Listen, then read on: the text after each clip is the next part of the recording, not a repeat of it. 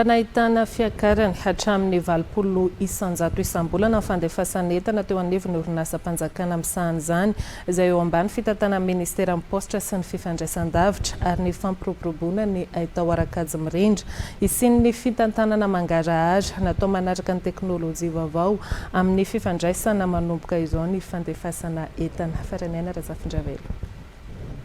Nahatratra 7,750 ny fiakarany isan'ny mpandefa entana teo anivon'ny orinasa mpanjakana malagasy nanomboka ny volana janoary hatramin'ny volana aprily 2023 teo. Ny mpandefa fanafody nampiakatra eo antotan'ny ora ny fanazavana. Fanafody moa zany zao tena hoe alefa ny akamaroan'ny olona amin'izao fotoana zao satria na ny fifamezivezena dia somary manahirana ihany ary ao anatin'ilay ataontsika hoe fitandremana ara-pahasalamana. Ao anatin'izay fitombon'isy izay napetraka amin'ny ministera PA ny PAOSITRA sy ny fifandraisan-davitra ary ny atao arakajy mirindra ny teknolojia vaovao ahafahana manara-maso ny entana rehetra.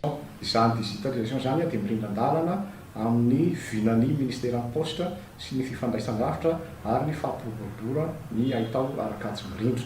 Amin'ny resaka digitalisation io amin'ny vokatra PAOSITRA rapide dia nataontsika zany amin'izao fotoana zao ny fomba ahafahana manara-maso ny entana. Ka amin'ny alalan'ny ataontsika hoe kodabara no ahafahantsika manara-maso ny entana. Noho ny fisian'io kodabara io dia azon'ny mpanjifa atao zany ny manaraka ny entana izay alefa teny amin'ny PAOSITRA manomboka amin'izy napetraka teny amin'ny PAOSITRA ka hatramin'ny izy tonga eny ampelantanany ireo izay andefasana. Tafiditra ao anatin'ny fitantanana mangarahara ny fametrahana izay teknolojia vaovao izay.